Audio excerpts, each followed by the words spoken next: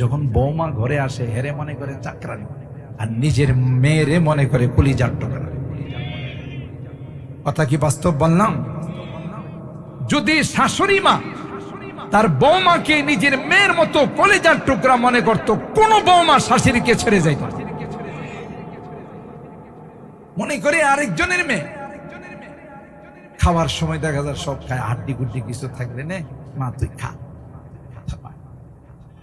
কোনো আদর দেখায় না, কোনো মহব্বত আর ভালোবাসা দেখায় না। আরে এও তো আরেকটা ঘরের আদরের দুলালি ছিল।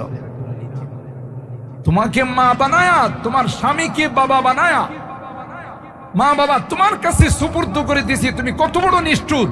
তার সাথে তুমি মেয়ের মতো আচরণ করো না, চাকরানির মতো আচরণ করো। কেন সেপারেট হয়? এই জন্য শ্বশুর শাশুড়ির কম দায়ী না। নিজের মেয়ে খাইলো কিনা, নিজের মেয়ে কি করতেছে, দৈনিক 10 বার ফোন দে, তুমি কি করতেছো? আম্মা আমি এখন কাপড় খাচ্ছি। তোমার দিয়ে কাপড় খাসা? কত বড় সাহস এদের। মাম্মা কি করতেছো? পাকশাক। পাকশাক জীবনে তোরে দিয়ে আমি পাকশাক করাই নাই। কথা বলেন ঠিক কিনা? আচ্ছা তোর বাবারে দিয়ে আমি বিয়ের কাছে ফোন দিব। বিয়ে কি আমার মেয়েটা কি কাজের মেয়ে পাইছে নাকি? নিজের মেয়ের বেলায় 16 আনা, আরেকজনের মেয়ে যে তোমার ঘরে আসছে বৌমা হয়া, তার বেলায় তুমি আদরটা দেখাও না কেন? এই জন্য সামাজিক ভাবে সবাইকে সচেতন হতে হবে। আপনি আজকে গিয়ে বৌমারে আদর করেন, বৌমারে নিজের মেয়ের মতো কলিজার টুকরা বানানি। বৌমা যদি কেউ বলেও সেপারেট হতে, তাও হবে না। আমার শাশুড়িকে ছেড়ে আমি যাবো না, শ্বশুরকে ছেড়ে যাবো না। সামাজিক সিস্টেমটাই পরিবর্তন হয়। তারপরেও যুবক শোনো, আল্লাহ নবী বলেন ওয়ালা তাউক্কান্না ওয়ালিদাইকা ওয়া ইন আমারাকা আন তাখরুজা মিন আহলিকা ওয়া মাল।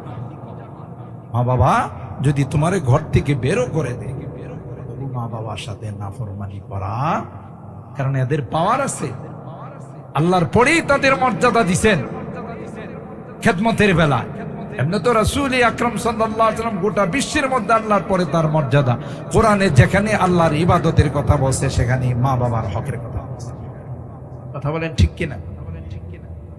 এই জন্যই যুবক বাবা মার প্রতি খেয়াল রাখ। বাবা মা তোমার যদি একটা দোয়া দিয়ে দেয়, এই দোয়া ডাইরেক্ট আল্লাহর আরশ পর্যন্ত। বদ দোয়া দিল তোমার জীবন বরবাদ হয়। 2 নাম্বার দাওয়াতুল মাজলুম, নিপীড়িত নির্যাতিত ব্যক্তি যদি বদ দোয়া করে, যত পাওয়ারফুল হোক 40 মিনিট সময়ও পায় না। বুঝেন নাই মনে? মাজলুমের বদ দোয়া ডাইরেক্ট আল্লাহর আরশের মধ্যে যায় ধাক্কা লাগায়। যত পাওয়ারফুল হোক, মাজলুমের বদ দোয়া যখন আল্লাহর আরশের মধ্যে ধাক্কা লাগায়, তখন পাক করা খানাও খায় যেতে পারে না, দেশ ত্যাগ করতে হয়। बहुत तालिब खुदा मिलता, शिकस्ता दिल नहीं मिलता। बहुत तालिब खुदा मिलता, शिकस्ता दिल नहीं मिलता। शिकस्ता दिल जिसे हासिल हकीकत में वही कामिल। কবি ডাক দিয়া গাইর ভঙ্গ হৃদয় নিপীড়িত নির্যাতিত হয়ে যদি মালিকের কাছে হাত তুলে, আল্লাহর কসম হাত তুলতে দেরি হয়, ওই হাত আল্লাহর আরশ পর্যন্ত যাইতে দেরি হয় না।